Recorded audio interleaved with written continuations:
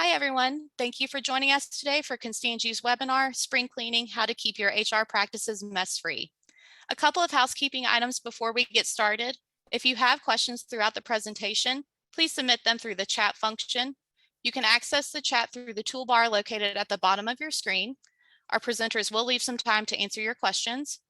This program has been approved for SHRM and HRCI credit. We will provide these codes at the end of the webinar. Lastly, we will be providing a copy of the PowerPoint used during today's webinar and a recording of the presentation. These materials will be sent to you once the recording has been uploaded by tomorrow afternoon. Today's presenters are Laura Balson and Ben Widener.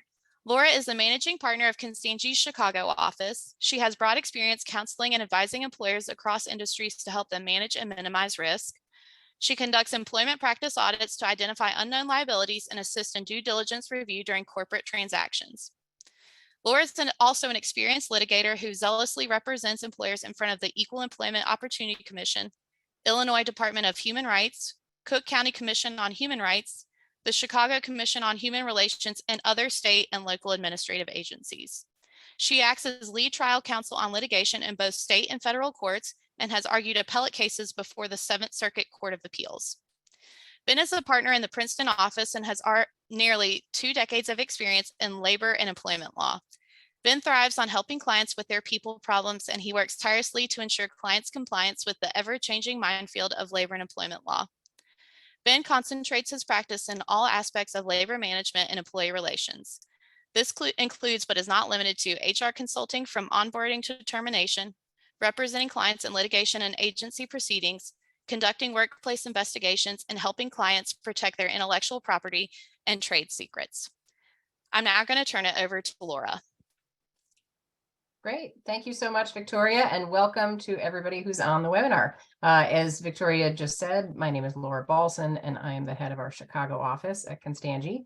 We're going to go through 2 very exciting topics today, the first of which is employee handbooks. And let me just preface it by saying we do a lot of webinars and a lot of education for our clients and our contacts here at Constangy. This is probably not one of the sexier topics, so I'm really excited that you guys decided to join us.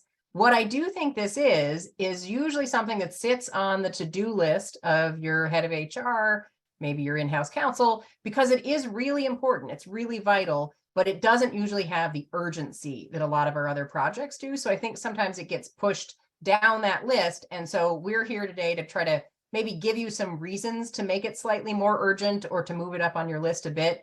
The theme that Ben and I had come up with for spring cleaning, I think, is a good fit for these 2 topics, the employee handbooks and the employment agreements, because they're things that you really should get cleaned up, much like kind of going through your winter closet, I guess, and putting away those sweaters. It's the same sort of idea with your business. You want to make sure that you have applicable, accurate documents, because they can become really vitally important, especially if there's some kind of dispute. So with that sort of preface, let's get into it. The employee handbooks. So one of the, I guess, threshold questions is, why do we even bother? Why do we need an employee handbook if it's something that's hard to get right and it's something that requires a lot of investment of time and resources? Why don't we just skip it altogether? So here are a few reasons that it can be really beneficial. I would say for most companies that I'm talking to, there's not usually much of a question of should we have a handbook. Most organizations have one in place. If you are with an organization that doesn't have a written employee handbook, then here's some things to think about. So, one is it's a vehicle through which you can welcome your employees and explain some expectations. Certainly for younger generations of workers who haven't been in a job before, it can be a really helpful tool to just level set, some basic things that you would want them to know about the workplace. It can make sure that for certain policies, everybody has the same information and they know how to access it if it's all in one particular place. It can be an option for employees to get answers to questions. So that potentially minimizes the amount of time that they have to bother folks in HR or their supervisors. If it's basic information that they can look up on their own, that probably saves everybody some time. And then finally, and probably most importantly for our purposes here as attorneys, it can really be helpful in legal defense of various kinds of claims. I had started, when I started doing employment work about 16 years ago, I had started seeing a number of companies that had opted not to have handbooks in place, and found that for some of their insurance carriers, they actually required that they create some kind of handbook, because failure to have some sort of written policies can be a real detriment in defense of a number of employment claims. And so it can be a real hardship if you don't have one in place. Yeah, and if I can tag along right there, Laura, and hi everyone. My name is Ben Widener. It's a pleasure being with you today. I want to tag along with a couple of things that Laura said that I think are, as she said earlier, vitally important. Laura said, she used the word invest with respect to, the things that we do as employers in the workplace. I always tell my clients that the handbook is one of the best investments that you can make in your business. It doesn't seem like it, and it does seem tedious, and it is something that requires updates from time to time, but it does serve in some respects as a front line of defense against certain employment claims or employee claims.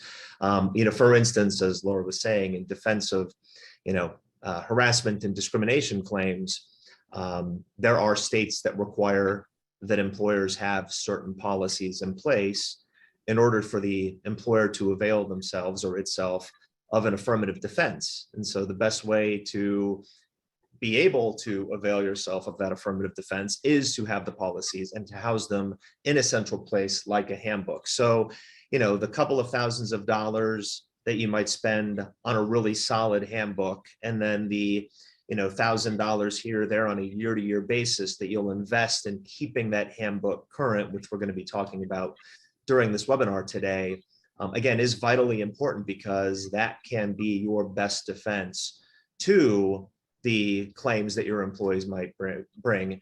And also, it's a great place to kind of lead towards how you want to develop a culture in the workplace, which is something we'll talk about as well. But oftentimes in an opening statement, it's an opportunity for the employer to say, hey folks, let me tell you about the business and why this is such a great place to work, and really kind of promote the culture that you want to have in your workplace.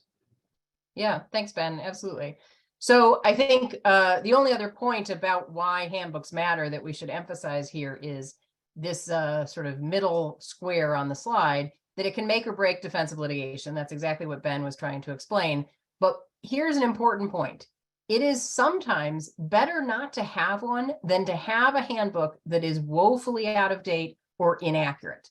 And there's a couple of reasons for that. So if we, as your outside counsel, need to rely on a policy in your handbook in defense of some kind of claim, and then it turns out that policy is contrary to what the law says it is supposed to say, then that is basically evidence the company created that will be used against it. So that having an out-of-date or inaccurate handbook can be really problematic. I've had conversations with some business owners where they have said, we've got a lot of different priorities right now in terms of compliance. This one is just not at the top of the list. It's probably going to be a year or two before we're going to be able to update it. And maybe they'll say, it's been 3 or 4 years since anybody's looked at it. Maybe we've had changeover of the head of HR. The new person hasn't had a chance. That makes me really nervous, because you could be doing a number of things in that handbook without knowing it. As I said, it could be that it's directly contrary to something that the law says you have to say.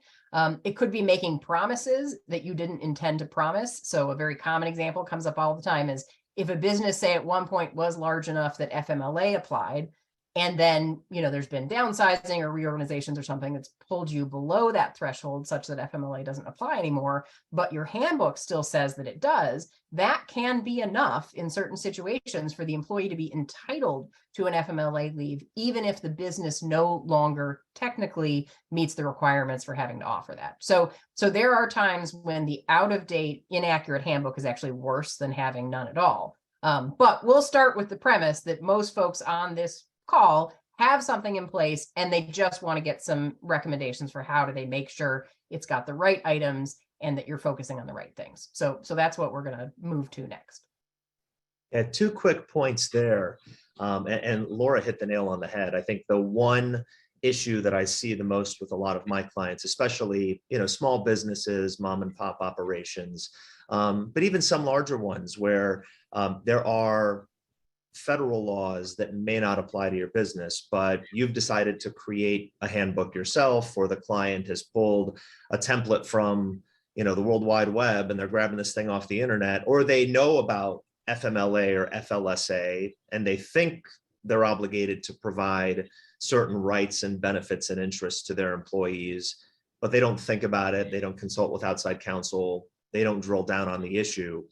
As Laura said, you can bind yourself to a law that may not apply to your business. So it's really important to make sure that you either know the law or you're consulting with someone who does. And I know one of the services that Laura provides, as do I, is doing, an employment handbook audit.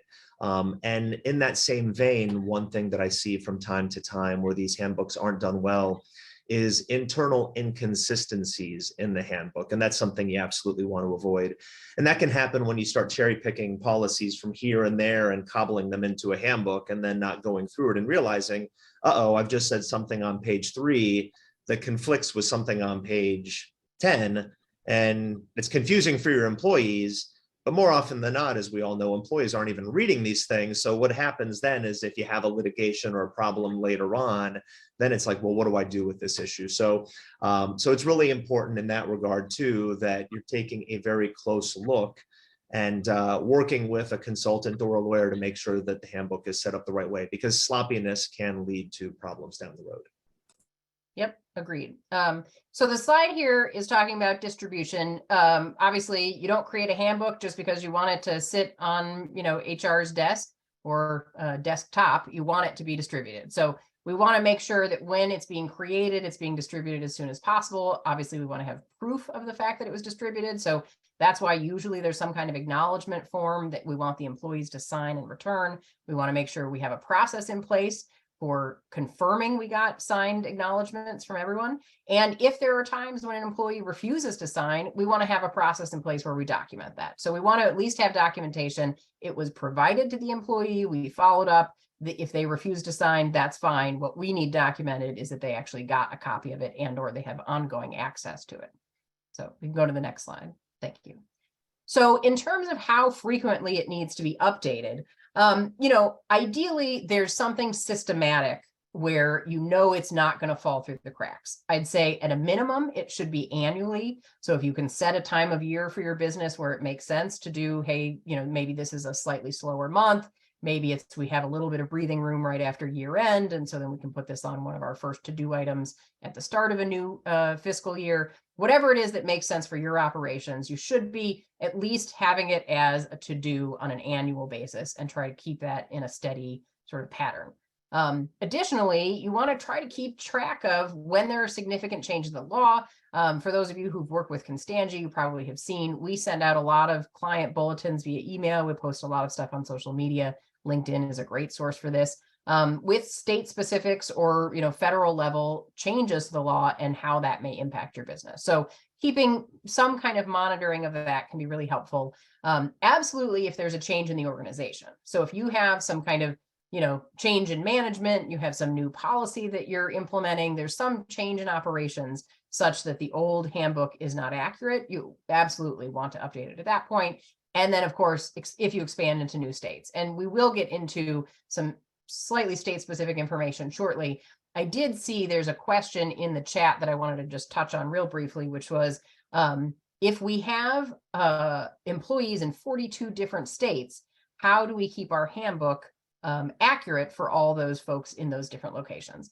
There's a couple different approaches, each of which work. I think it's just a matter of what makes sense for your business. So certainly one is you can try to have one handbook that is going to hit all of those requirements in all of those states. Obviously, as Ben said, what you need to do is be working with someone who is aware of what all of those state requirements are. And then you can go with essentially what is the most generous state, right? So if you find the kind of, in some ways, highest common denominator and just make that the policy across the board, then at least you're in compliance. In the states always set a floor. You can always go above and beyond and provide more than what the state law requires.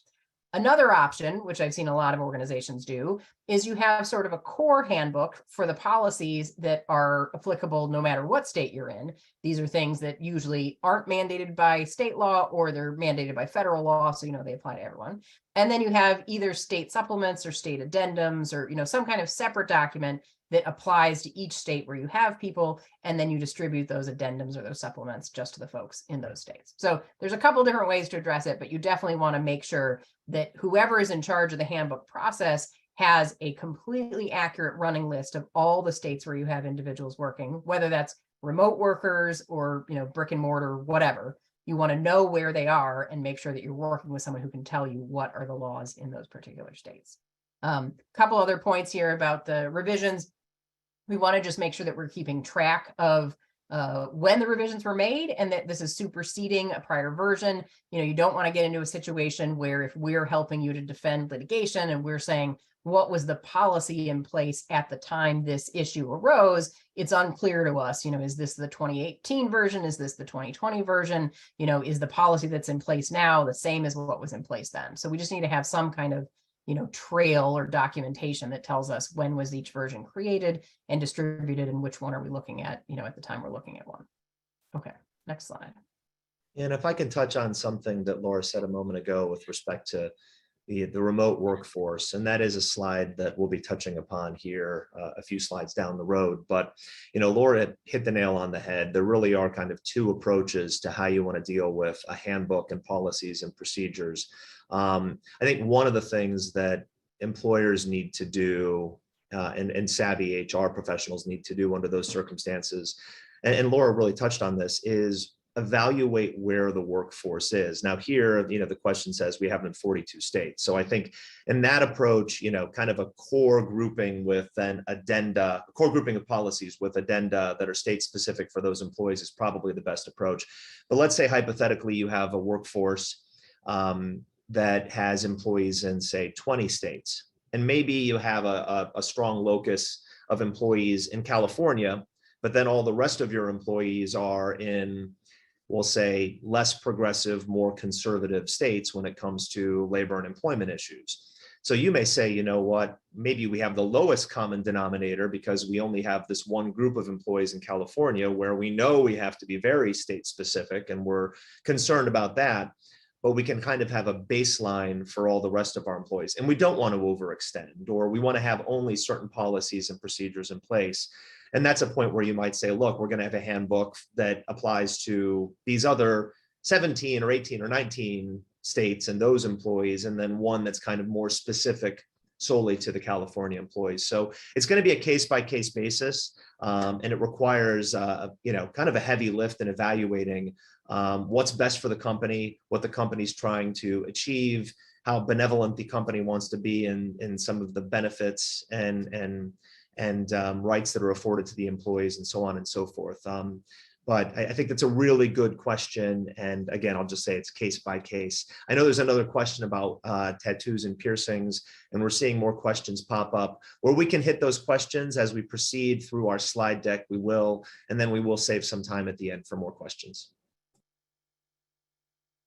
Great, thanks, Ben. All right, so for the next slide, we're going to get into what are some essential policies. So these are really, from our perspective, non-negotiable. You absolutely have to have them in. So at-will employment, I think everybody knows hopefully what that means. It's just worth setting out so that there can't be any confusion on the employee's part that, either the employer or the employee can end the relationship at any time for any reason or no reason, with or without notice.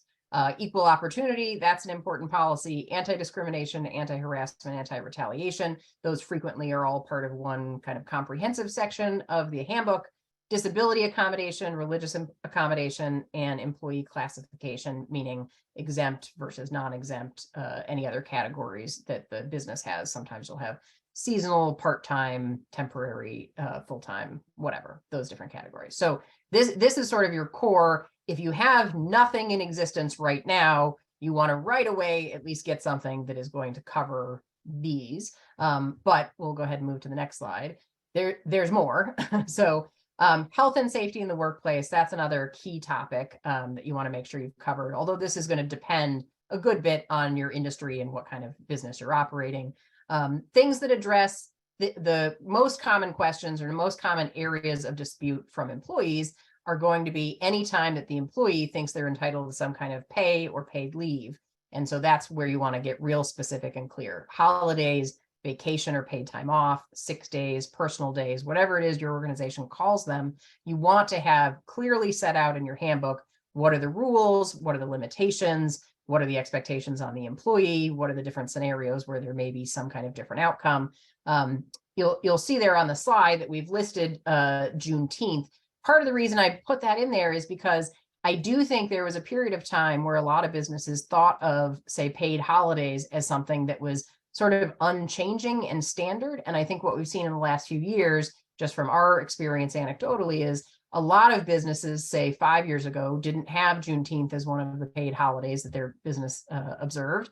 And I think in the last few years, that's changed pretty dramatically. And it's changed in part in response to, sort of cultural events and cultural shifts, awareness of employees, requests by employees. But the point is, it's something that you want to be examining and be aware of. And whatever position you're going to take as an organization, you want to make sure that you have both a business rationale that makes sense and something that's consistent with your company culture. So for these policies on this slide here, it's not so much a question of what is specifically required by law to be in my policy. It's more a question of how can I make sure that I've set out some kind of fair expectations that I know are going to be enforced across the board so that everybody is being treated equally under our policies. So similarly, the list of various kinds of leave policies, this is an area that is frequently contentious with employees because, as I said, anytime you're talking about their pay or their paid time off, they're going to scrutinize that very carefully. So, what happens if there's a bereavement situation? What happens if there's a family or medical situation? Any kind of pregnancy or parental leave, military leave. There are obviously both federal and state requirements around a number of those leaves, depending on what state you're in. So the leave policies are probably a combination of making sure you understand what your business explanation and cultural rationale is for a policy, but also making sure that that matches whatever state and or federal obligations you have to provide certain kinds of leave and in what scenarios. So we'll go ahead and talk about now some key policies. The distinction between essential and key is really just about, is it absolutely mandatory or is it recommended? So this is more kind of the list of recommended. These are sort of some of the essential things that you need your employees to know in order to be good employees. Attendance and tardiness, right? What are our expectations for if an employee is not able to come to work? Who are they supposed to contact and why? What are the repercussions, depending on what the reason is and how they've notified us? The work week and business hours, again, trying to set very clear expectations about when people are working, when they have to be available, what are the repercussions if they're not, what will happen. Timekeeping. We have a note here that just says BIPA for anyone who operates in Illinois. That probably means something to you. It stands for Biometric Information Privacy Act.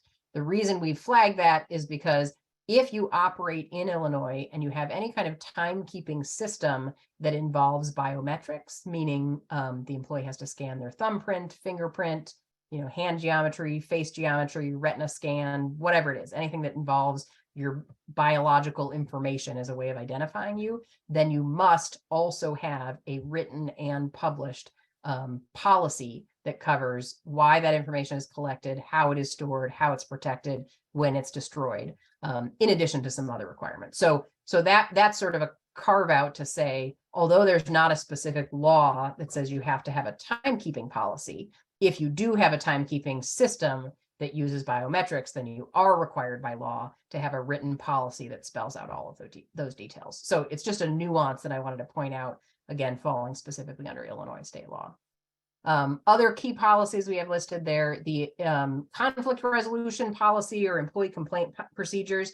So this is, it can be different or it can be the same as whatever our internal complaint procedure is under the anti-harassment, anti-discrimination policies. We mentioned those earlier as one of the essentials. And that's really because that's one of the most common policies that we're going to use as your lawyers in defending claims. So some kind of allegation or charge of harassment or discrimination comes in.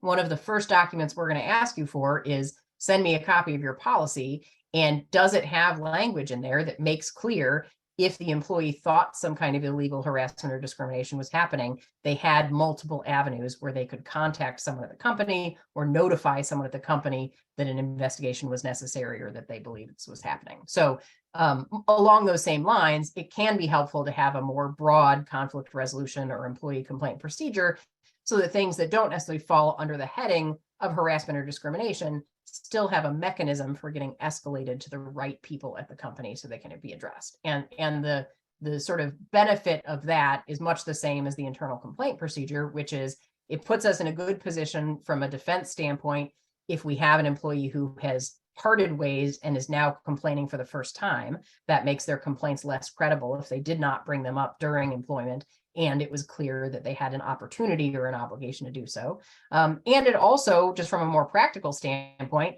while the employee is with us, gives us a chance to address something when it's a small problem rather than waiting until it's a big problem. So if you're not hearing about an employee complaint until after they've been terminated and now they're suing you, that's a real missed opportunity. That potentially could have been addressed and resolved before it turned into litigation. And so that's the value to the company of having a policy like that. Hey, Laura, if I can chime in here, that's a great point and perhaps the most important point about those policies and procedures. And in the slide that we showed, I think it was 2 slides or 3 slides ago now, with the essential policies dealing with anti-harassment and anti-discrimination, it didn't specifically say grievance procedure, but as Laura and I have discussed, our interpretation as your lawyers is that we would make sure that those policies include that grievance procedure. Having the anti-harassment and anti-discrimination policy and attendant grievance procedure, again, it gives the employer the ability to raise an affirmative defense under what we call the Farragher-Ellerth defense under federal law. It's also required under some states' law. In New York, for example, it's required that you have these policies and grievance procedures.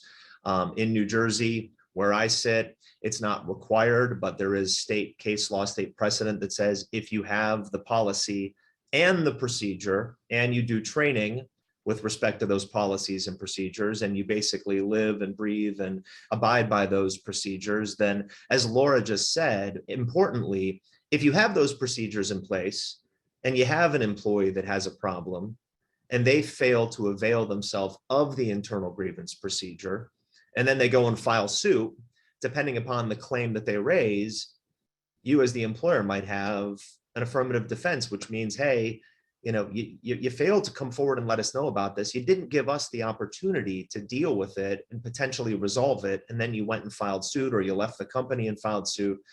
So we have a defense to this claim. So, it's really important that when you're looking at your anti-harassment and anti-discrimination policies and procedures, that it has the grievance procedure, and that you also make sure that you're either consulting with counsel or looking into not only state law, but local ordinances. Because, for example, in New York, you have a state law, but then you also have New York City, which has its own ordinances, and they may have different requirements as to, well, what recourse is available to the employee, how can they report it? Is there an employee, complaint line that they can call, like a hotline? Do they have to submit it to HR? Do they have to go to their managers? Can they go to, a state administrative agency? Or in some states, you might have to provide all of that information to your employees in the grievance procedure. So it's important that you check those boxes and make sure that your company is compliant with all of that. And then just one more real quick tidbit on the discrimination and harassment policies and procedures. I'm licensed in New Jersey, Pennsylvania, and Ohio. And then, of course, we have federal standards as well. It's important that everyone knows that while generally speaking, all of us have enough employees that we're bound by federal law, and there are roughly, give or take, depending on how you break it down, about 11 federal protected classes. In New Jersey, there are about 20. In Pennsylvania, there are about 9 or 10. In Ohio, there are about 9 or 10. But then, as I was indicating a moment ago, you have states that may not regulate something or may not define a certain characteristic as being protected under the law, but then you may have a county or a city that does. So, for example, in Pennsylvania, there are only, I think, roughly 9 protected classes, but in the city of Philadelphia, there are a number of protected classes beyond what's governed by the state. So it's important as HR professionals or in-house counsel that you're mindful of that as well. It's not just the states where your employees work, it's also the locale or locality or city or county where your employees work. And I know there's a question in the— Yeah, Ben, I was going to say, I think that's a good segue actually into Yep. one of these recent questions, which was about what if our remote workers work from home, and we don't have a physical office? Unfortunately, most of the state laws will specify it doesn't matter whether the employee is working out of their house or working out of physical office. If they are located in the state while they're performing the work, then probably those state laws are going to apply. So you do need to be aware of where all your remote workers are and what those laws are. The other question that I thought this was a decent segue to is the earlier one that Ben had alluded to. The question was about what about policies regarding tattoos and piercing restrictions? Should we include those or not? The last item here on the key policies slide we're looking at mentions dress code and grooming. So tattoos and piercings probably fall into that category. The things you want to be really aware of from a legal standpoint, we've got a note here that says it, is there can be implications from an anti-discrimination or religious or disability accommodation standpoint, depending on how you've phrased those dress code and grooming rules. So while it is absolutely helpful to set what those expectations are, to think about how does that apply to your business, again, as with everything else, what is our business rationale for it? Is it that we serve a particular customer or client base? Is it, from a safety standpoint, that's why piercings are dangerous? Is there some other reason that we can use to explain the business judgment behind that? But then also we need to look at, are there other legal obligations that we're potentially running afoul of if we don't have a process, for example, for an employee to say, well, these tattoos have a religious significance. And if you were to tell me I can't have these tattoos, or that having these tattoos prohibits my employment with this company, then in fact, you're infringing on my right to practice my religion, or you're being discriminatory based on the religious group that I'm part of. So there can be issues like that. One of the other bullet points we have here, Crown Act. Hopefully everybody's read about this. This has become much more common in the past few years. In Illinois in particular, we had a revision to our Illinois Human Rights Act to expand the definition of race discrimination to make clear that any discrimination based on hairstyles that are typically associated with a particular race is the same as discriminating against that race. So again, in your grooming standards, you want to make sure that the way you phrased it is not suggesting that there's a particular kind of hair or hairstyle that is permitted if it's going to run afoul of these other obligations. So let's go ahead and keep moving through the next list of key policies. Again, there's a lot of content here. Unfortunately, Ben and I only have you guys for an hour, so we're happy to have follow-up separate conversations with folks if we don't get a chance to get to your question, or if we kind of breeze through something that you want more detail on. So feel free to reach out to us afterwards. So from this list, there's a couple of key ones. Drug and alcohol use, that's very helpful to have in writing so that the expectations can be clear. The key component of those policies that I'm always looking for is both what are we defining as the prohibited substances, but also what are we saying our protocols or our rights are with respect to testing. So do we have language in the policy that says, for example, you must agree to be tested if you are asked, and failure to agree to test is grounds for termination? Because if we don't have language in there, then there's potentially a bit of ambiguity if we get into a situation where we want to send an employee for testing, they don't want to agree, and it's unclear exactly whether they have to or not. Remote work, that's obviously going to be a thread throughout. It's already come up in some of the questions. It's going to come up in some of our later slides. I think that's evolved a lot over the past few years because of what everybody experienced, when everyone went into lockdown or quarantine. Remote work is just something that can get contentious, especially if you have a poor performing employee or someone with a discipline issue. Frequently, if we have not spelled out clearly enough what the expectations are, and there's too much that's being assumed or implied, that can make it difficult to discipline that employee or to counsel them on how they should be behaving instead. So that's one of the key benefits for the remote work policies. Meal and rest breaks, that again is an important thing employees usually want to know about. Vehicle use and cell phone use. So even for employees that don't get company issued vehicles or don't get company issued cell phones, there's still language that we think is really helpful to have in those policies. Things like who's responsible for any kind of moving violations or tickets.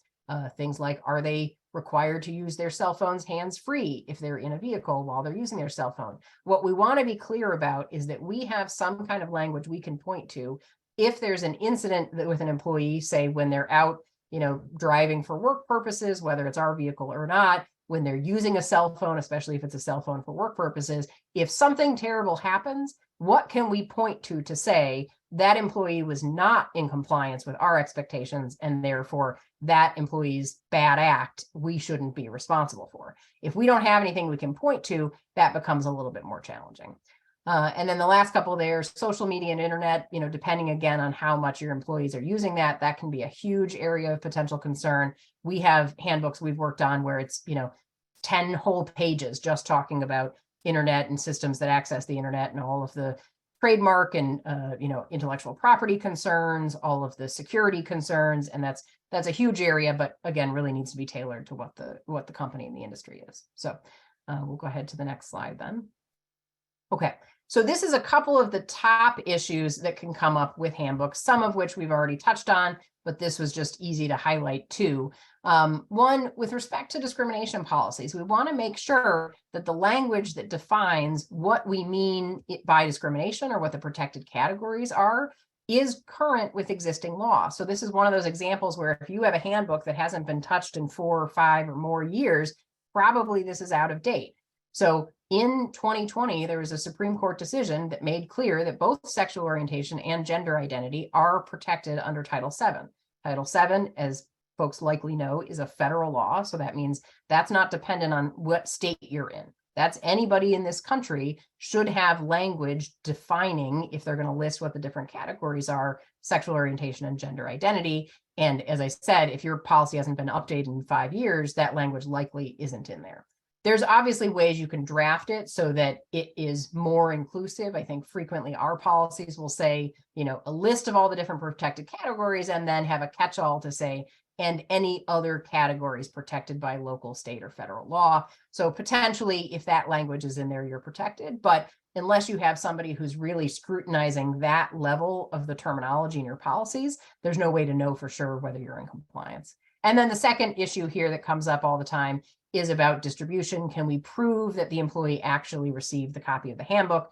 This does get tricky when we have, say, a bad acting or not top performing employee. Sometimes those are the folks who are most likely to just never return that acknowledgement form. And that's why it's on usually the HR folks, shoulders to ensure that that kind of loop has been closed. So if you have stragglers, you have folks, you gave them a deadline, you say, you had a chance to review it, or we had a company meeting where we talked about it. We need you to sign this acknowledgement and get it back. And people are reluctant or they're just failing to do it. You need to take steps to follow up. And if they're not going to provide it, then, as I said, you want to document in the file in some manner. It was distributed to this person on this date. We followed up these 3 separate times. They didn't ever return it, but we know that they got it. And here's how we know that they got it. Okay, next slide. And if I can chime in real quick there, Laura, because this is going to apply to what we discussed with respect to employment agreements as well. There are a lot of different ways you can skin this proverbial cat. I mean, I think the old-fashioned way, as we all know, is, wet signatures. Have the employee receive it, they actually hand sign it, and they return it to you, and you stick it in the HR file. But we live in a digital age, and we live in the age of CSI. And we have, ESI and digital forensics. So one thing I've seen is, employers who have employees acknowledge receipt through, email or click wrap, which is, checking a box on a policy and then it gets submitted, or DocuSign. And, that's perfectly acceptable. But what I think is really important, and that's, again, this pertains to handbooks and employment agreements alike. If you're going to have your employees sign and return things in a digital format, make sure you have the digital trail as well. It's one thing when you get a DocuSign, but if you don't have that verification page that we're accustomed to seeing that comes with it, or again, the verification trail, that can prove to be problematic because then you can still get into authentication issues. If you have, and if you're submitting or circulating something via email, have proof that there's a read receipt to accompany anything that goes with it. And often under many states' law, the read receipt will prove, hey, the employee received it, they reviewed it. That's proof of enough that they had it. So again, I think that this applies in both sets, but make sure you're thinking about all these digital issues if you're going to have your employees sign and receive these things digitally as well. Great, thanks, Ben.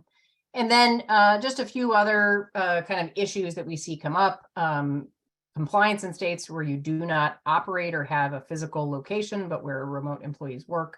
Obviously, one of the questions earlier had touched on that.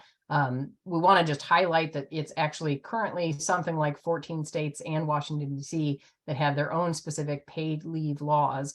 But this is a big trend right now. So we expect additional states will be adding those as well. And the trouble is each one is slightly different. So it does require someone with knowledge to say, here's what this particular state requires, and how is that different from maybe where our headquarters are or what we're already offering. Compliance with policies as stated, this can be a huge issue when we're talking about defending discrimination or harassment type claims.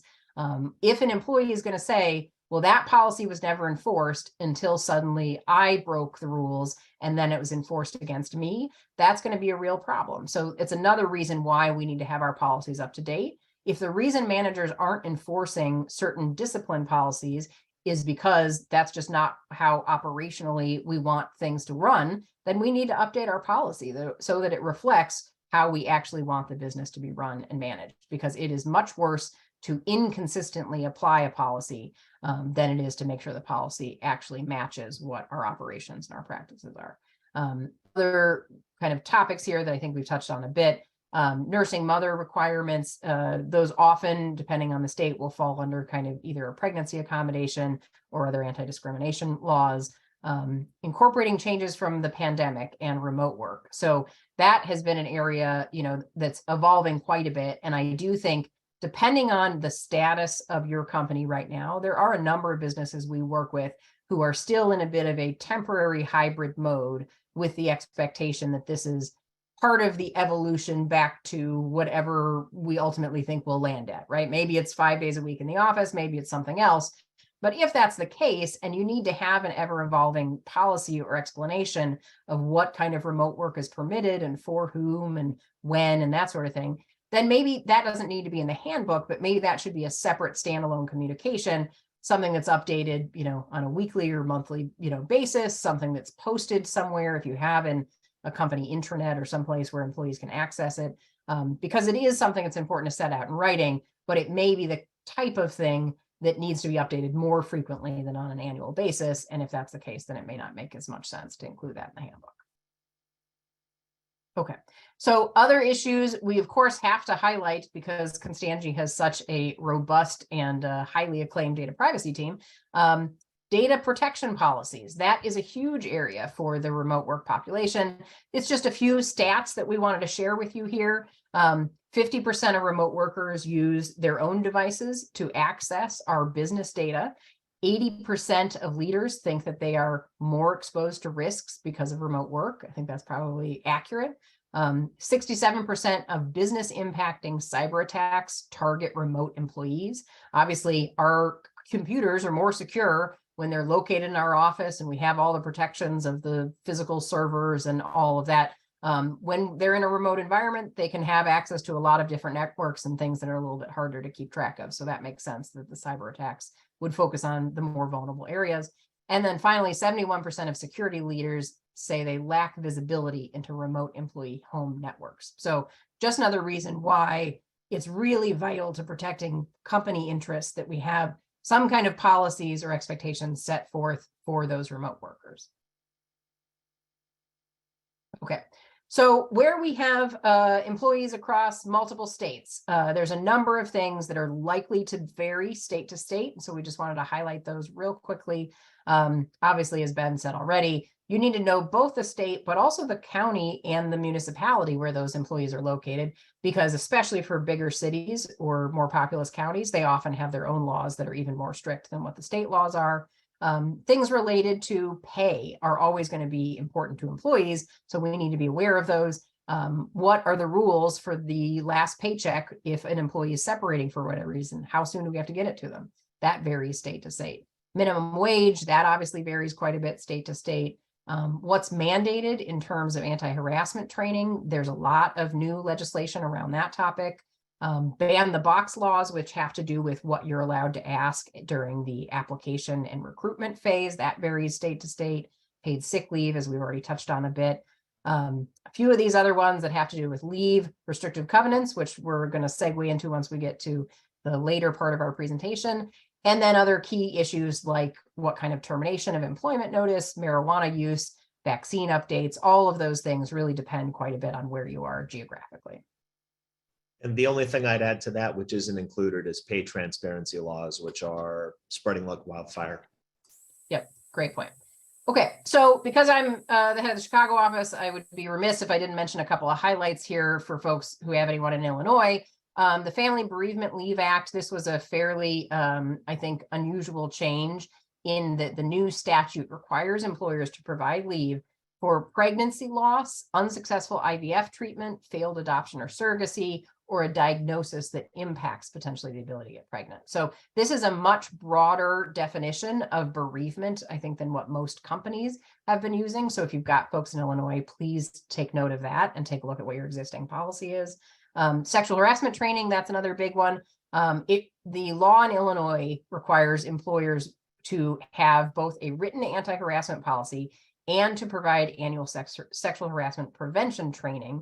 And our recommendation is certainly that the policy mentions the annual training because it's yet another way of confirming that we are complying with that training requirement. It also acts as a good reminder to folks who are in charge of implementing those policies to say, aha, if we have not done the annual training each year, we need to make sure we get that taken care of.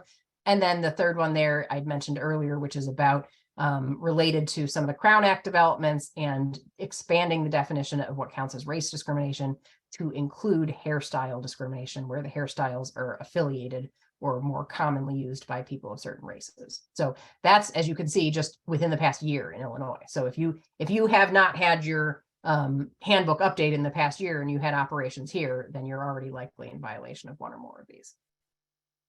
All right. So with that, I'll hand it over to Ben to talk more about employment agreements. All right. Thank you, Laura. And thank you for that presentation on handbooks. There is one question relating to what should we do if an employee refuses to acknowledge an employee handbook, and can we terminate them?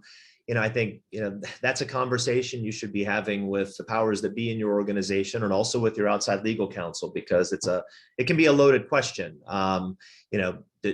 You want to avoid any issues of potential disparate treatment, which is something that, Laura and I always discuss when we vet these issues with our clients. Do you terminate one employee for not signing, but you haven't terminated other employees' employment where they haven't signed? And then obviously, if you have a progressive discipline policy in place, it's something that you absolutely want or need to do. But, I think Laura may have addressed that issue, and that's something we can address at the end of this presentation as well, if there's still time. So turning to employment agreements, which I'll try to breeze through here quickly. So we do have time for questions at the end. There are two potentially major developments in this space with respect to employment agreements for employees and with respect to restrictive covenants and non-compete agreements that would apply to managers, supervisors, and executive level employees as well. Restrictive covenants, I think we all know what they are. I generally refer to them as protective covenants. Some restrictive covenants out there, like non-compete agreements, are generally disfavored under the law, and that's pretty universal. But the question here is, can they still protect your business interests and customer relationships from following your resigning employees out the door? And right now, that question is a yes, but maybe, and we'll see, and certainly with respect to non-competes, which we're going to talk about. Next slide, please. Yep, there we go. So what's a restrictive covenant? I think we all generally know that these are contractual agreements that we have in place with our employees to protect our employers' legitimate business interests and competitive economic advantage. And that can include things like customer goodwill, which is here, customer relationships, trade secrets, proprietary information.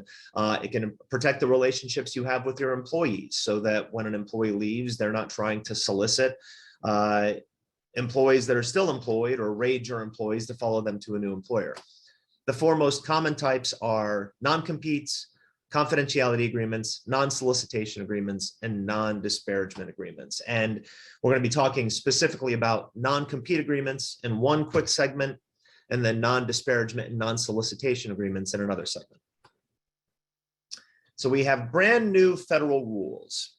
The FTC on January 5th proposed a rule that would effectively ban non-compete agreements. If made final, it would prohibit employers from using non-compete agreements with workers and require employers to take affirmative steps or proactive action to formally rescind non-compete agreements by sending notice to the affected employees. So that's number one. And just so you're all aware, these are agency or administrative rules that either have gone into effect or could be going into effect that we need to be mindful of. There's a slide that we'll get to later where I say, don't panic. I think it's important that we not panic with respect to these things, that we're very aware that they exist. And with the next one under the National Labor Relations Board, the decision in McLaren-Macomb, we have issues that relate to confidentiality provisions and non-disparagement provisions in employee agreements, which primarily relate to or concern severance or settlement agreements, but really any employee agreement, we have to be careful with any provisions whereby an employee would be waiving their rights under Section 7 of the NLRA, which generally says, look, there's certain protected, concerted activity and conduct that employees can engage in that is protected under the law when they're speaking with respect to terms and conditions of their employment. There's I think a common misconception that it applies only in the traditional labor sector. What do I mean by that? Employers who have unionized workforces or partialized unionized workforces. That's not true. Section 7 of the NLRA applies to all employers universally. So it's something that all employers do have to be mindful of as they're navigating through these issues.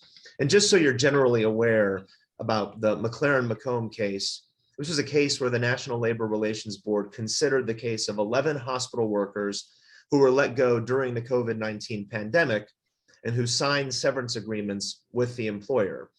The bulk of the complaint related to the fact that the employees were represented by a union and that the employer had failed to bargain with the union over the layoffs.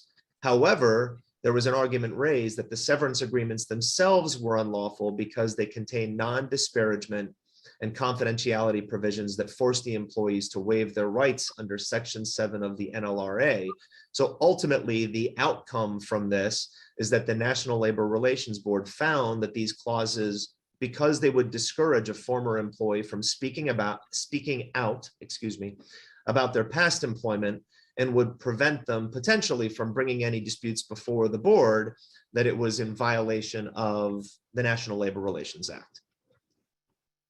Yeah, and Ben, I wanted to just chime in. I think you're absolutely right to highlight that this applies to non-union workplaces as well.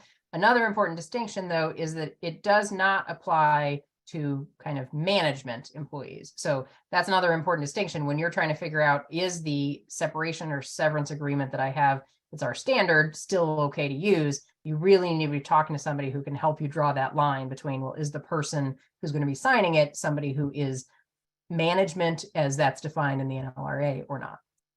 Yeah, that's exactly right. It's a good point. And again, I don't want to mix apples and oranges here, because with respect to non-compete law, there is this trend now where, as you'll see here from this slide, there are 3 states that have basically banned non-compete clauses altogether. And there are several states, including Washington, Colorado, Illinois, Virginia, Arizona, and Nevada, to name a few, that have banned non-compete agreements under certain circumstances. And those circumstances might apply to any employee.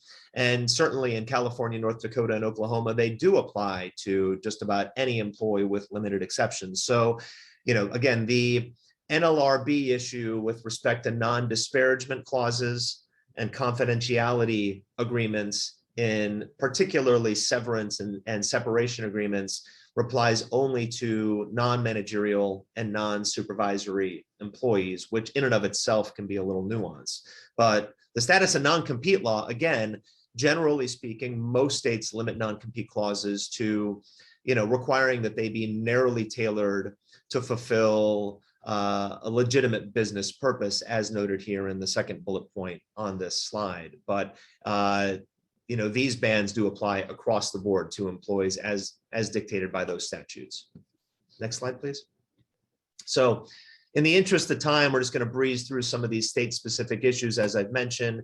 Illinois, which Laura certainly could better speak to than I, has a law in place as of January 1st of 2022 that has prohibitions against non-competes under certain circumstances, as you can see here. Next slide. This is more under the Illinois Freedom to Work Act.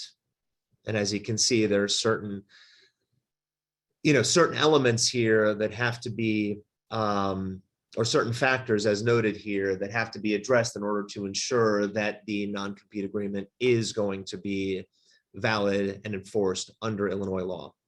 Next slide. Yeah, and Ben, let me just say, as far as the takeaway, I think the point is there is no bright line rule about is your agreement going to be enforceable or not. It depends on a number of things.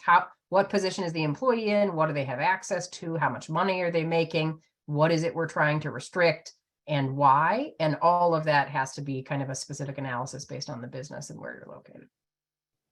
Yeah, I think an important point to make here as we go through, kind of just glossing over these state-specific issues is, again, it's important that you, especially if you have a multi-state or diversified workforce, are cognizant of the fact that, look, we often pay attention to changes in sick leave laws. Those are often broadcast. We're paying attention to those. But sometimes, these changes to restrictive covenant law can be more under the radar. And it's important that you're mindful of the fact that there are these changes, that you may not be able to roll out employment agreements or confidentiality agreements to your entire workforce that contain certain clauses like a non-compete, because it could be valid in one state, but not valid in the other.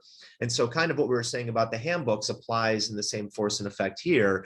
Figure out what a common denominator is, identify what those business interests are that need to be protected, and really hone in on how we can go about protecting those business interests. And, again, I view these things on a case-by-case basis with all of my clients. They're very client-specific. I'm not a big proponent of just kind of a general non-compete clause or a general non-solicitation agreement. We have to pay attention to what's necessary under the circumstances and what's permitted under law. And then we try to hone the clause so that we can check those boxes and make sure that if it's ever scrutinized by a court, that it's going to survive that judicial scrutiny. So why don't we breeze through these next slides really quick. You can see state-specific issues, Washington. The next one, I believe, is Virginia, Nevada, Rhode Island, and Oregon.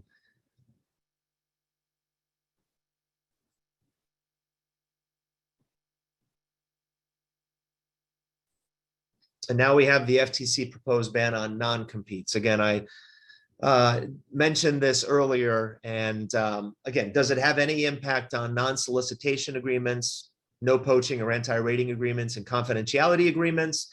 The answer there right now is no, but we never know exactly how this is going to be implemented, if it's ever implemented at all. We have the issue of, is it retroactive? And again, the answer here is yes. The proposed rule specifically states that would invalidate all existing non-competes. Independent contractors, believe it or not, it applies to independent contractors. And then state law, as proposed, the rule would preempt state law. So even if you have employees in a state or you live and work in a state where non-competes are permitted, they would not be permitted here if this rule goes into effect. And Ben, let me just add, although we don't have a crystal ball, I have gotten the question from a lot of folks about how likely is this FTC rule to be implemented. And I think in its current form, it's pretty unlikely. There's been obviously a lot of lobbying and pushback from different industry groups about how problematic it would be for their businesses if it went into effect. And so it is still very much up in the air, but I think if there is ultimately going to be a rule, it's going to be a modified version of what you were just describing. Yeah, that's exactly right. And that's what this, kind of paying homage here to Douglas Adams and Don't Panic, that Laura's touching upon. The rule may never become final. The comment period has been extended a few times already. It ultimately may be left to congressional legislation and not an administrative or executive rule. If the FTC proceeds, there are a lot of pundits that are saying that the FTC is proceeding on questionable legal authority. And there was just a Supreme Court case where our Supreme Court justices kind of questioned what they called an existential crisis for administrative agencies, and whether the administrative agencies might be subject to greater challenge when the administrative agencies are trying to proceed with enforcement actions. So what now? And I think the answer to that is, again, just pay attention, keep your ear to the ground, talk with your lawyers and wait and see, but maybe consider taking a conservative approach with respect to non-competes, and at the very least have them revisited.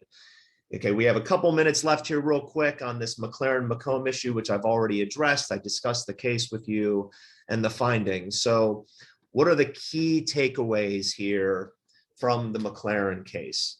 And, the inclusion of non-disparagement agreements and confidentiality clauses in employee separation and settlement agreements may lead to the invalidation of the clauses or perhaps the entire agreement and or an unfair labor practice charge. So, one of the things that comes up then is, well, under the third bullet point, what if we include a severability clause? And this would apply really to agreements that have non-competes as well. Depending on the state you're in, the state in and of itself may allow a court to reform or strike invalid clauses from an agreement. And it appears that under the McLaren rule or McLaren ruling, which again is quite fresh, that if we include a severability clause in an agreement which says, look, if there's something in this employment agreement that's invalid, just strike what's invalid and blue pencil or reform the rest of the agreement so that the rest of it can be read to be valid and enforceable to the maximum extent permitted by a law. So our recommendation would be absolutely include that clause. That doesn't guarantee that you're going to be okay if you have an invalid NDA or confidentiality clause in a separation or employee settlement agreement, but you should absolutely include it. Laura already touched upon what about supervisory employees? It seems clear that the McLaren ruling would not apply to supervisory or managerial employees. It would extend to former employees, which is why I kind of put in paren, really? Like, why does this really apply to employees who have left and now it's a settlement agreement? Well, because they still technically have the right under NLRA to speak about what happened during their employment with their employer. What about a general NLRA rights savings clause? And when I say that, what I mean is putting a provision in the agreement, and Laura kind of referenced this earlier with respect to anti-harassment and anti-discrimination policies and procedures, saying, hey, here's all of our protected characteristics with our company, but we also protect against discrimination for anything else that's protected under federal, state, or local law. We recommend that you do the same thing with your employment agreements and certainly with your separation and settlement agreements, where we're going to refine our confidentiality clauses and our non-disparagement clauses so that they conform with what the NLRB said in the McLaren case, but absolutely include a clause that says, and we're not doing anything that would run afoul of Section 7 or Section 8 of the NLRA. And it's important that you put that in there. Again, it's not a guarantee that the clause will be enforced or that the contract will be enforced, but you want to have that extra added protection in the agreement. Narrowly tailor the provisions if you're going to include them at all. Obviously, a conservative approach is don't include NDAs or confidentiality clauses in employee separation and settlement agreements at all until we get this thing figured out, whether it's subject to legal challenge or whatnot. But if you're going to include them, make sure they're narrowly tailored to fulfill their purpose and again, conform with the NLRB's ruling in McLaren. Great. Ben, I want to make sure we have a minute to just put that HRCI SHRM credit slide up. So Victoria, if you'd go ahead and advance to that. We are a couple minutes past the hour, so thank you everybody for sticking with us. Obviously, this was a lot of material to cover in a short period of time. Both Ben and I are happy to field questions, both if folks are able to stay logged on for a few minutes, or alternatively, if you want to contact either one of us separately, we're happy to do that. So there is a comment in the chat that we just got where someone asked, we work with a competitor who frequently includes non-disparagement agreements in their non-competes. these present the same issues, correct? So I think the question is about when we're talking about agreements between businesses and not between the business and the employees. And, you know, unfortunately, it's not a very helpful answer, but it really is going to depend. It depends on exactly how those provisions are phrased. It depends on what the relationship is. I will give, just as a heads up, assuming I'm interpreting the question right, there are sometimes actually anti-RICO concerns when you're talking about business to business restrictions. You want to make sure that you're not running afoul of those. So I would proceed cautiously in any event, but definitely you want to be able to get someone who's knowledgeable to advise you on it. There's also another question we got about whether we will be able to provide copies of the slides. Just to reiterate for folks who weren't here at the very beginning, Victoria, who's our wonderful host today, is going to be circulating to all registered attendees both a copy of the slides and a copy of the recording once it becomes available tomorrow afternoon. Yeah, and just tagging along with what Laura said, you know, there are, depending on the nature of the non-compete or non-disparagement clause that's in a competitor's contract or another company's contract or agreement with its employee, there could be antitrust and RICO issues. So I think it's a multifaceted question that would require some review and evaluation. And there was a follow-up to that question where a business is putting non-disparagement clauses in the non-compete with its employees. So again, I'd start with the non-disparagement clause. You know, what's the nature of the agreement? How is the non-disparagement clause worded? It could be in violation of McLaren, but then we're also dealing with the issue of the non-compete. Is the non-compete valid? And I don't know if this is an employee who could potentially be joining, you know, your company from a competitor's company. And generally speaking, when my clients have those issues, they come to me and they say, hey, we'd recruited and we'd like to hire this employee from a competitor. They have this restrictive covenant agreement. What should we do? That's a legal analysis. It's an economic analysis. It's a risk management analysis. It's a compliant analysis. So it's the whole ball of wax. And it's something that we look very closely at. Ultimately, it comes down to a business decision. But I do think with things like this potential ban against non-competes and also the issue with non-disparagement agreements now, that, you know, it may add some extra ammunition to our arsenal in dealing with these issues, both, you know, from either an offensive standpoint, if we're trying to recruit, you know, employees in the workforce, or, you know, as a shield to defend against these issues if there's a competitor who tries to come after either us or their former employees. So again, it's kind of a loaded question and something that certainly Laura and I can evaluate and would be happy to evaluate with you. Yeah, I totally agree, Ben, with what you're saying. I'd also just add, when a client comes to me and says, hey, we're looking to hire this person from a competitor from another company, they signed this agreement, we need to know, does that prohibit us from hiring them? Or is there some amount of risk associated if we hire them in spite of this non-compete agreement? There is obviously nuanced legal analysis we have to do, but unfortunately, I've seen enough cases where former employer may bring a lawsuit whether their agreement is enforceable or not. So there's also really a judgment call to be made about, even if we know we could ultimately win, if we think this is either not enforceable or it's not enforceable with respect to this employee coming to work for us, we still have to be prepared for. That doesn't mean they're not going to file suit, either just because they think they have deeper pockets, because they're trying to send a message. You know, there's all kinds of other business rationales for why a company in that situation could bring a lawsuit. It may not be because they think they'll ultimately prevail and that their agreement will be enforceable, but they think they get some benefit out of having that litigation or having that fight anyway. So it is a fairly complicated analysis that, as Ben said, just really is going to depend on the situation. All right, well, I don't see any more questions coming in. We will let you all go today. Thank you for joining us. We will now end the webinar.